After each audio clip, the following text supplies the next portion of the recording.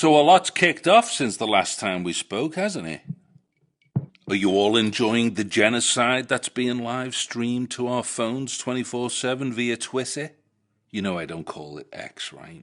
I'm not feeding into that delusional motherfucker's grandiose narcissistic megalomania. I have enough of that for myself. But you know what's interesting is when it kicked off, it was really remarkable to observe the behaviours of a variety of nipple dippers in response to the October the 7th Hamas terrorist incident. And a lot of these nipple dippers were very critical of the corporate media narrative around the corona panic. But when it comes to the Israel-Palestine situation, they gobble down the media talking points like it's cherry-flavoured cum drops from the gods.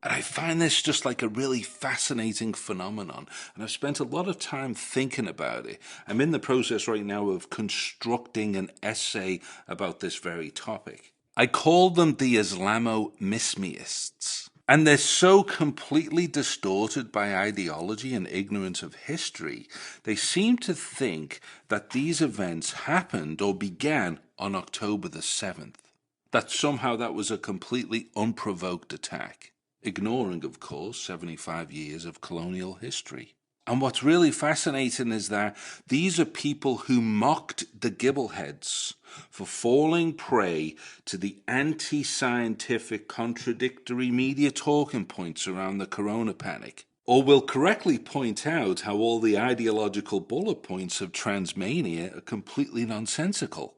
And yet they implicitly believe that Israel belongs to the Zionists because God promised it to them. Do you not sense a contradiction there in your logic? Do you not realize that you have absolutely no right to pontificate about your superior rationality when you believe in such superstitious idiocy? Of course you don't, because you're blind to these contradictions, just like the gibbleheads that you gleefully mock and jeer at. And this is a current feature of the 21st century culture wars. The partisan skewered opposing tribes do not observe reality, they impose their ideological assumptions upon reality. Finally, it was time for God's people to enter the promised land. Joshua fought hard to win the land God had promised to his people. And God helped him. One time, God even sent huge hailstones to fall on the enemy. During that same battle, Joshua said, "Sun, stand still!" And God kept the sun right where it was until his people finally won the battle.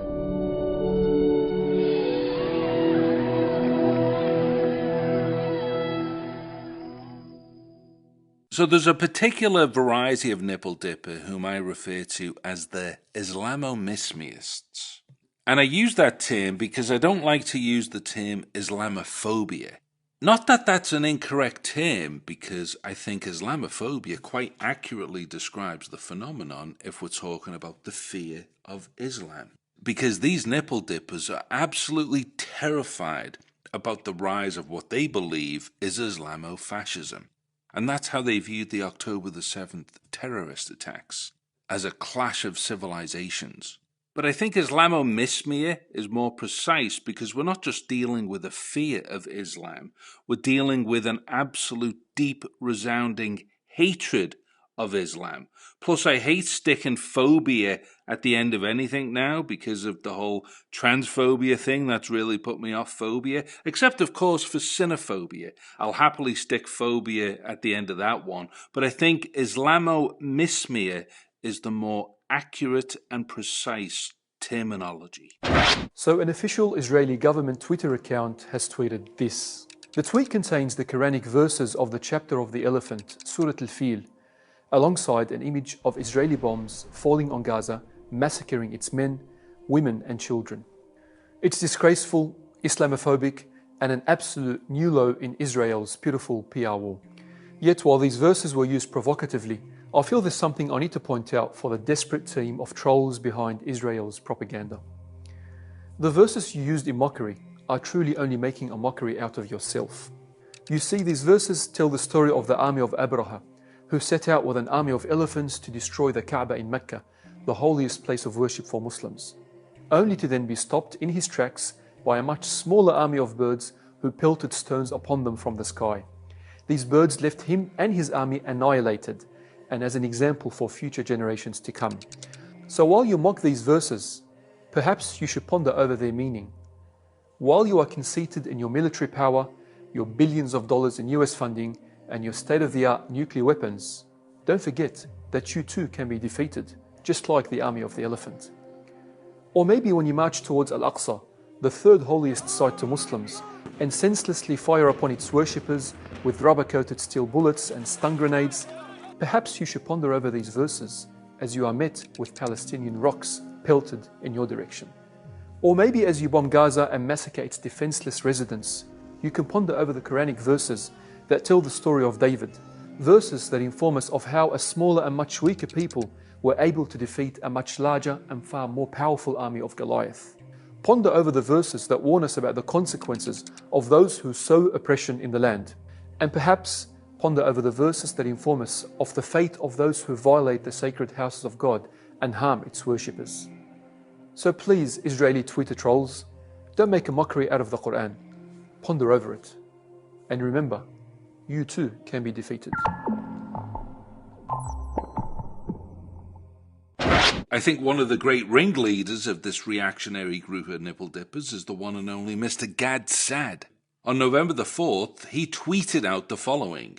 He said, "The fight between Israel and its enemies has many elements, none of which is more important than the pitting of two diametrically opposed visions of how societies should be organized.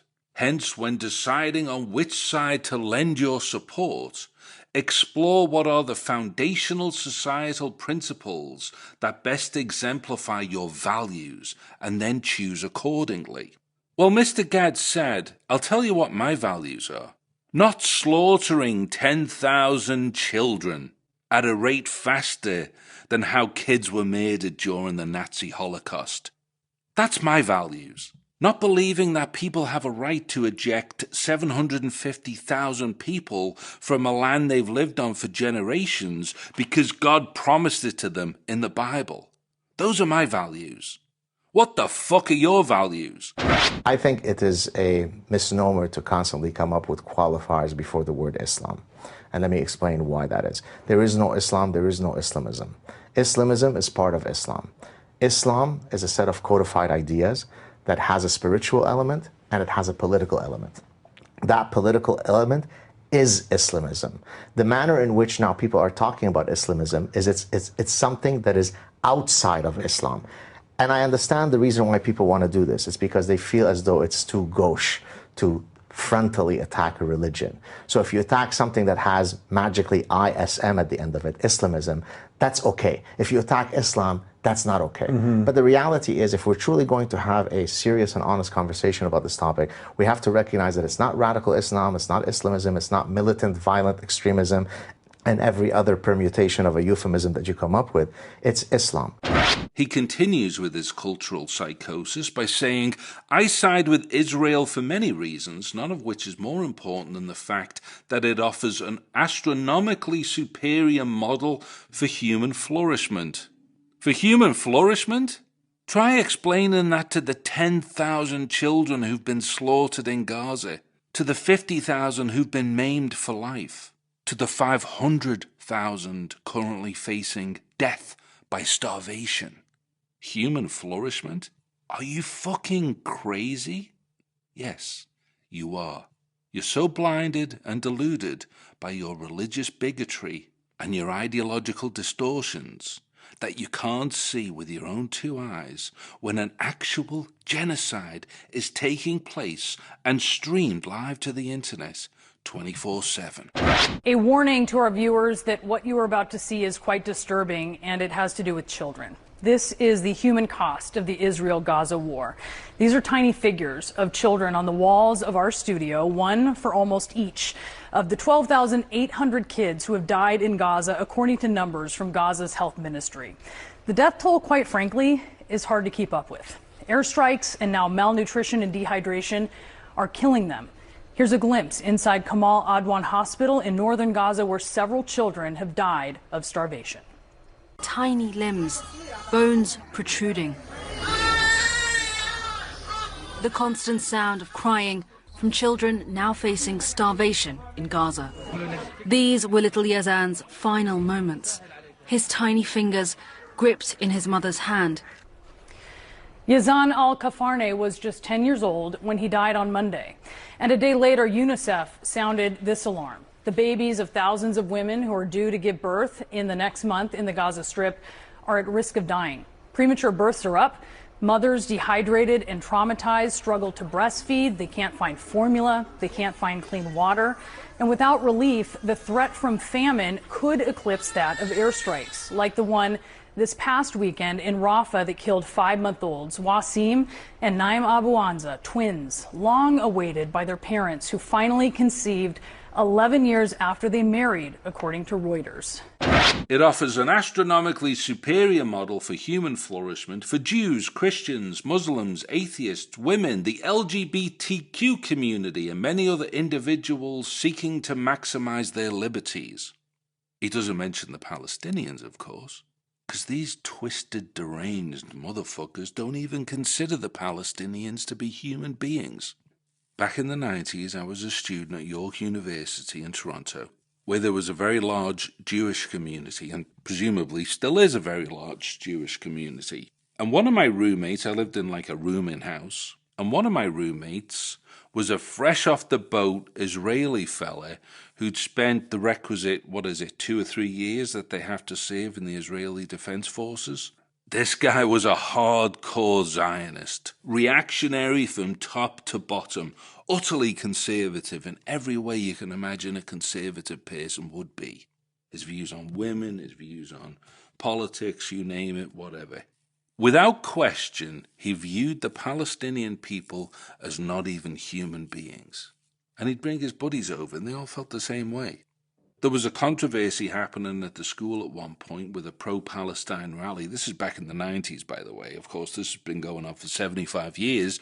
This is nothing new. And the Jewish Federation of Students were up in arms because they perceived it to be some sort of anti-Semitic rally as opposed to what it actually was, which was pro-human rights rally. You talk about the Hamas as being completely separated from the people. But I'm talking about those 1,500 young men who were killed after they burst the gates of Gaza. Are they just blind followers of Hamas orders?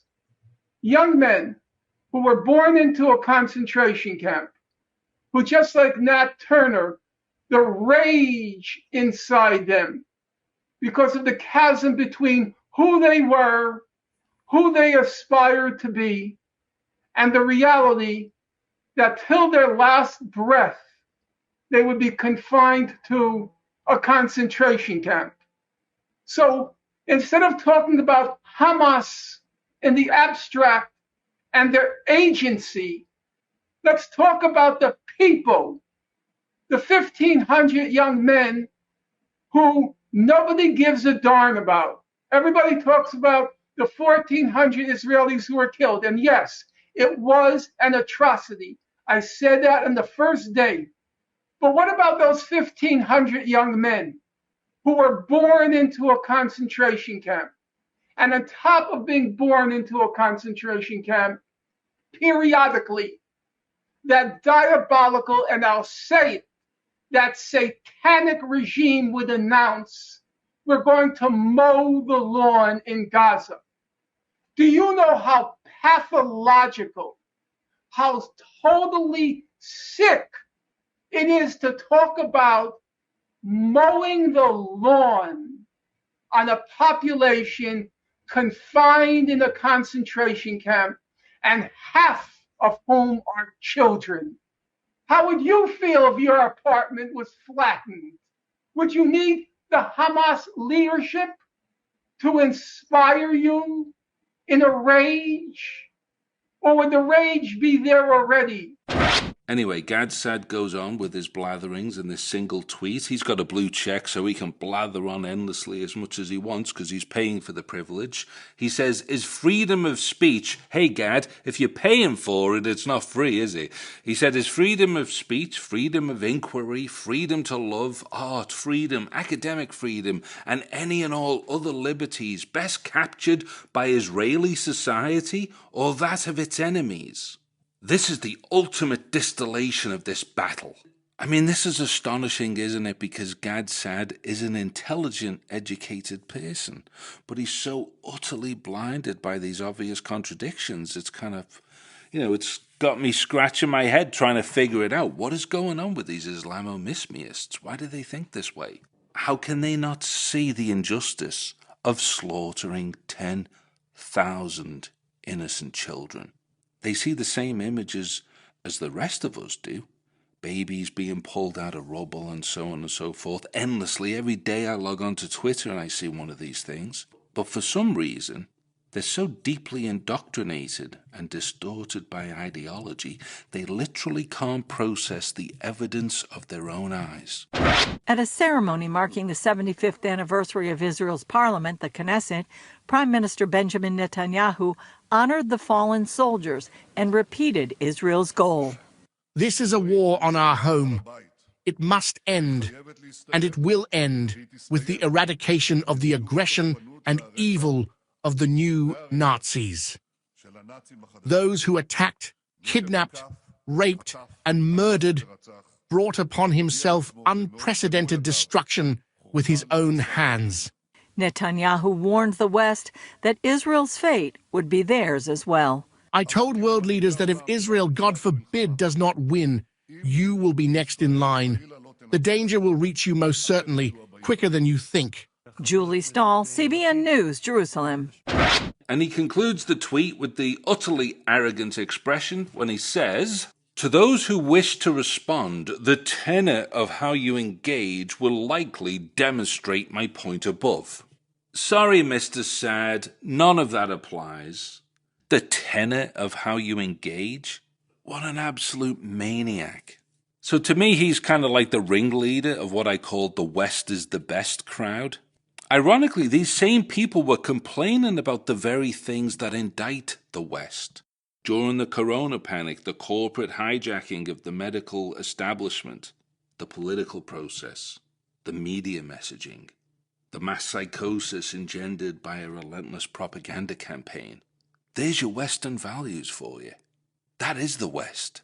Currently, there are innocent women and children being fucking slaughtered by weapons supplied by the United States of America to the crazy motherfucking Zionist lunatics who have absolutely no regard whatsoever for human life when it comes to the Palestinians because they do not regard them as human beings. As the Israeli defense minister himself said, we are fighting human animals. Benjamin Netanyahu compared them to the Israeli existential enemies from the Bible as Amalek. In the book of Samuel L. Jackson from the King James Bible, God instructed the Jews to go and smite Amalek and destroy all that they have, and spare them not, but slay both man and woman, infant and suckling, ox and sheep, camel and ass. These are the very holy commands that Netanyahu proclaimed from his pulpit to the indoctrinated Israeli masses. I don't believe all of them are indoctrinated, actually. I believe Netanyahu is a largely reviled character in Israel. I would hope part of that revulsion has to do with his inhuman attitudes towards the Palestinian people. But this is the rubbish that he's disseminating, and unfortunately, many people over there actually take him seriously. Certainly the IDF do, and they're doing a very good job so far, as they seem to be destroying every single man and woman, infant and suckling, ox and sheep, camel and ass that they can find. Now go and smite Amalek, and utterly destroy all that they have, and spare them not, but slay both man and woman, infant and suckling, ox and sheep, camel and ass, and wipe your dick on the curtains before you leave. They are all united and filled with a combat spirit that I've never seen before. They are willing to fight full force against an enemy that there is no other enemy as cruel as it is. They want to retaliate for the horrific acts that these people conducted against our children, parents, sisters, brothers, and friends. They are committed to completely eliminate this evil from the world for our existence, and let me add, for the benefit of all of humanity, the entire people and all of Israeli leadership. We all embrace them and believe them. You must remember what Amalek has done to you, says our Holy Bible, and we do remember, and we are fighting. Our brave troops and combatants who are now in Gaza or around Gaza and in all other regions in Israel are joining this chain of Jewish heroes, a chain that has started 3,000 years ago from Joshua ben Nun until the heroes of 1948, the Six-Day War, the 73 October War, and all other wars in this country. Our hero troops, they have one supreme main goal: to completely defeat the murderous enemy and to guarantee our existence in this country. We've always said, never again. Never again is now. Now, I'm going hard on the Nipple Dippers in this instance, but believe me, this kind of cultural psychosis works in both directions. The gibbleheads do the same thing. They impose their ideological distortions upon reality. That's why they believe, despite any scientific evidence whatsoever, that masks work, and they've actually fused their political identities with the function of wearing medical-looking masks. That is insanity. You realize that, right? Well, guess what, Nipple Dippers? Don't get so high and mighty on yourselves, because you're guilty of the exact same thing. The West isn't the best. The West makes it possible for members of Congress to profit with their weapon stocks when they sell the weapons to Israel that are used to slaughter innocent women and children. They will actually make money from that. These are the values that you hold so near and dear? Western neoliberalism has hollowed out the society to the point that people are living in tents under every bridge in every city. Working families with two professional parents trying to raise kids don't have enough money to go on vacation. They can't afford their skyrocketing mortgage payments. And they're cutting coupons for food, wondering how on earth the price of a tin of chickpeas has tripled because of Putin's invasion of Ukraine. Meanwhile, here in Canada, the despicable, corrupt, idiotic government sucks up every last taxpayer dollar it can to give to Moderna for injections that nobody wants, or to send off to Ukraine to funnel the money directly into the pockets of war profiteers. Meanwhile, ordinary Canadians are choosing between fuel or food or rent. So don't be giving me this "the West is the best" bullshit. We do not have the moral authority to claim such nonsense, such fiction, such mindless mythology. Get over yourself, Gad Saad, you fucking nipple dipper. How do you like the tenor of that engagement? So I spent a lot of time trying to ruminate on this and trying to figure out why it is that people are so distorted by ideology that they've lost the ability to perceive reality. And again, it works in all directions. Gibbleheads, nipple dippers, conformity culture vultures, jabberwankers, muzzle monkeys, Milgram muppets. It's endemic to the entire spectrum of Western culture. You know, the United States is still the only country that's been crazy enough to drop a nuclear bomb on human beings, right? And not just one. They dropped a second one for no other reason than as a control experiment. So there's your human flourishment, Mr. Saad. His cognitively deficient little bum buddy. The nauseating Jordan Peterson tweeted out, "Give him hell, Netanyahu. Enough is enough." Well, Mr. Peterson, have you satiated your hunger for hell? Is 10,000 innocent children snuffed out for all eternity enough to fulfill your morbid appetites? The West is the best. Go fuck yourselves. And then you got all the little squeaky little gibbleheads on the other side of the partisan-skewered psychotic divide, epitomized most lamentably by the Hollywood acting contingent, pathetic little creeps who stand for absolutely fucking nothing. I'm not a huge fan of Ricky Gervais, to be honest. I think he's very talented and funny, but he's not the rational thinker that he believes he is. And he's nowhere nearly as educated as he's deluded himself into thinking. Nevertheless, that Golden Globe speech was glorious, wasn't it? That epitomizes the very soul of these virtue-signaling, meaningless, hypocritical, contradictory, fascistic little squeaky gibbles. They'd sell out their own grandmothers for a sniff of Klaus Schwab's bumhole. Apple roared into the TV game with a morning show. A superb drama, yeah.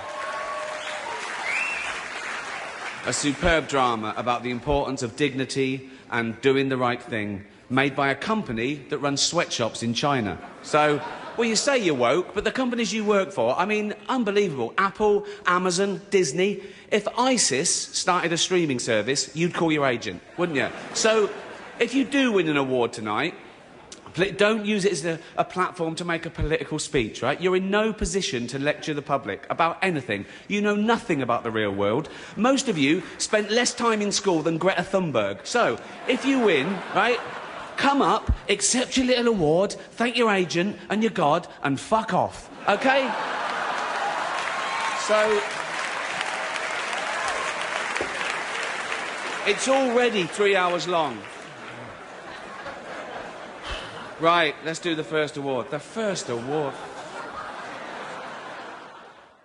But those poor specimens don't know what to make of this whole situation. They're completely torn up, so they stay silent. They know that the Zionist media establishment is pushing non-stop Israeli propaganda 24/7. But they know enough that the will of the people, on this instance, is against the media narrative in a very stark and revealing way. In a very important way, too. I want to go off on an entire tangent about that, but if I do so, it'll take hours, and then I'll lose the whole point of what I wanted to talk about on the show to begin with. So we'll save that one for a rainy day. And if I forget to circle back to this issue, please remind me, because the global rejection of this media narrative is a very critical milestone in the emerging relationship between dissident culture and the evolving technocratic Digimos. Millions of Americans who use TikTok are watching closely while Congress fast-tracks a bill that could cut them off from the popular app. After a classified briefing, a House committee voted unanimously to pass the bill. With a rare level of bipartisan support, the bill would remove TikTok from app stores in the U.S. if it is not divested from its Chinese parent company, ByteDance. The CCP is using TikTok as a spyware tool on Americans. They're weaponizing our kids. They have spread misinformation. President Biden says he supports it. If they pass it, I'll sign it. But not everyone is sold on the move. While top Republicans in Congress back the bill, former President Trump says banning TikTok would anger young people and help Facebook grow stronger. But in the meantime, the poor little squeaky, trembling Hollywood gibbles are torn between both sides of this so-called clash of civilizations. They can't in good conscience parrot the media narratives for the very simple fact that they can see for themselves as it's streaming to their phones on a daily basis that an actual inhuman, unjustifiable, unconscionable genocide is taking place. How many images of dead babies do you have to see being pulled out of rubble before you begin to question the media talking points? And the nonsense that this is somehow a justifiable military response. and that Israel is going out of its way to do precise, targeted strikes to avoid civilian casualties. And if there are civilian casualties, then it's the fault of Hamas, who use them as human shields. Meanwhile, the entire northern stretches of Gaza has been laid to waste, turned into the very parking lot that high-ranking Israeli officials called for. I'm of the view, as you know, that the conduct of the response in the Gaza Strip has been over the top. That was President Biden on Thursday night with his sharpest criticism yet of Israel's military response in Gaza. I am joined now by Israeli Prime Minister Benjamin Netanyahu. Mr. Prime Minister, let me ask you right away, what's your response to President Biden saying that your response in Gaza has been over the top? I appreciate President Biden's support for Israel since the beginning of the war. I don't know exactly what he meant by that, but put yourself in Israel's shoes. We were attacked, unprovoked attack, murderous attack on October 7th, the worst attack on Jewish people since the Holocaust. And let me tell you, I think we've responded in a way that goes after the terrorists and tries to minimize the civilian population in which the terrorists embed themselves and use them as human shields. We dropped thousands of flyers. We phoned Palestinians in their homes. We asked them to leave. We give them safe corridors and safe zones. So I think we're doing the right thing. And now, let me tell you one other thing. We're going to win this thing. Victory is within reach. But you've had more than 28,000 people killed, according to the Ministry of Health in Gaza. You've had hundreds of thousands that have been forced from their homes. You have a lack of water, a lack of food. Don't you feel a moral obligation to do more, to do something to protect what is seen as to stop what is seen as a catastrophe? I think that any civilian loss, any civilian casualty is a tragedy. And it's a tragedy that is forced upon us by Hamas. But let me tell you something. I'd be cautious with the Hamas statistics. And I can tell you that according to these urban warfare experts and other commentators, we've brought down the civilian to terrorist casualties, the ratio, down below 1-to-1, which is considerably less than in any other theater of similar warfare. And we're going to do more. We're going to Wait a minute. You're saying it's only been one civilian that's been killed for one Hamas terrorist in Gaza? Yes, that's exactly what I'm saying. Yes. We've killed and wounded over 20,000 Hamas terrorists. Out of that, about 12,000 fighters. And we're doing everything we can to minimize civilian casualties and continue to do so. But one thing we're not going to do is we're not going to let Hamas emerge victorious. And if we leave, it'll be a tremendous victory for the Iran terror axis. It's bad for everyone. Yeah, you've directed the Israeli Defense Forces to evacuate Rafah in advance of this ground invasion. Where are those people supposed to go? This is 1.4 million people, many of whom have fled northern Gaza. I mean, they're living in tents. Where are these people supposed to go? Well, Rafah is a very small percentage of Gaza, and I think it's about 10% or 15%. I mean, the estimates in the area north of Gaza that has already been cleared. Well, there's an estimated 1.4 million people in that area right now, and as the German foreign minister said, they can't just disappear. Where are they supposed to go? No, well, the areas that we've cleared north of Rafah are plenty of areas there, but we're working out a detailed plan to do so, and that's what we've done up to now. We're not cavalier about this. This is part of our war effort to get civilians out of harm's way. It's part of Hamas's effort to keep them in harm's way. But we've so far succeeded, and we're going to succeed again. So the squeaky gibbles know that the media talking points don't add up to the reality that they see on their phones, but they don't have the moral integrity to speak out for fear of losing privilege in their chosen profession, or potentially pissing off some Hollywood producer who won't hire them for future projects. These people have been divorced from their humanity, as anyone who's so distorted by ideology or indoctrination or propaganda that they can't see with their own two eyes that an actual living, breathing, unconscionable genocide is taking place. Cowards. And now you know how the Holocaust happened. Although, to be fair to the Germans, a lot of them presumably didn't even know it was happening. The world at large didn't know it was happening. It was happening behind closed doors, wasn't it? Well, this one isn't. This one is being streamed live on Twitter. It's like the Julian Assange collateral murder video, 24/7. It's been a few days now. I still haven't weighed in on Israel-Palestine. I honestly don't know who to post. Usually it's easy. BLM, bang. Ukraine, bang. COVID, bang. Hey, did you do your Israel-Palestine post yet? I've never missed a stand. So who'd you go with? I look at my phone, I see a lot of Republicans supporting Israel. So I go, maybe stay away from that. Then I see a lot of the people we've been calling Nazis supporting Palestine. But then get this, the people that we've been calling them Nazis with are happy Israel's getting attacked. Riddle me that. But there really is no easy answer here. I've seen so many images, as we all have. I've seen so many images that I don't even know how to process.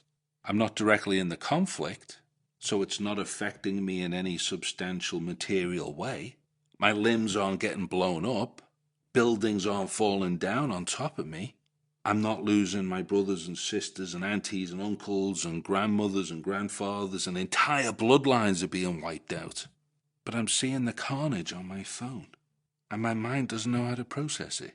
But I know it's doing some level of neurological damage for that very reason, as it is with all of us. And I understand why people just want to bury their heads in the sand and not see any of it, for that very reason. But I think that that's a cowardly position to take as well.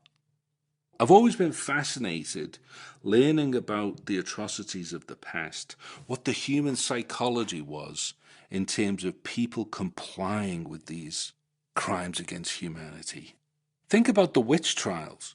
You got to know that there were people who knew that that was crazy to be setting fire to 16-year-old big-titted little virgins, right? Just because she sprouted a pair of big tits over the winter holidays and it gave a priest a hard-on, so he declared her a witch and set fire to it. You got to think there were some people who thought that that was fucked up, right? But they didn't speak out, did they? Now you see why I despise the conformity culture vultures. Those who take it as their moral and civic duty to impose the corporate media consensus talking points wherever they see anybody violating them. They're the reason we get holocausts and witch trials and McCarthyism and Russiagate. And yes, Corona Panic too. I was put under house arrest for refusing to submit to an experimental gene transfer injection manufactured by serial corporate criminals that never stood a hope in hell of stopping transmission of SARS-CoV-2 or any of its subvariants, for the simple fact that you can't stop a respiratory virus with a vaccine. Pfizer knew this. That's why they didn't test for transmission. It's driving me nuts seeing all these people go, why didn't they test for transmission? Do a bit of homework. It would have been idiotic for Pfizer to test for transmission. A grade 9 biology teacher could have told them that and would have told them that, and they knew that themselves. But they happily sat by and let people like me get put under house arrest for not submitting. Because why would they speak up against a government program that forced citizens to submit to injections that they were making billions from? Billions. Was the Pfizer COVID vaccine tested on stopping the transmission of the virus before it entered the market? If not, please say it clearly. If yes, are you willing to share the data with this committee? And I really want a straight answer, yes or no, and I'm looking forward to it. Thank you very much. Regarding the question around, did we know about stopping immunisation before it entered the market? No. We had to really move at the speed of science to really understand what is taking place in the market. And from that point of view, we had to do everything at risk. How much money do you think American Congress people are making from the slaughter of women and children in Gaza? You know, because the West is the best, so therefore they naturally are entitled to profit from the wholesale industrial murder of less than human indigenous people in Palestine. So, Justin, let's go to you and KTOS. holding up really well. We, of course, were a little bit more bullish on this even back when the Ukraine, Russia stuff started, and with what's going on with Israel and Hamas, aerospace defense has gotten more attention lately. The question is, will it have a sustainable rally? Because we were, I think, disappointed, a little bit with these stocks, based on what we thought was going to happen after Ukraine, and especially a lot of countries announced ramp ups in defense spending. So we'll see. But just on the technical side, this is holding up really well, not giving up much ground. I saw a clip of a little girl on Twitter being interviewed by a Palestinian journalist.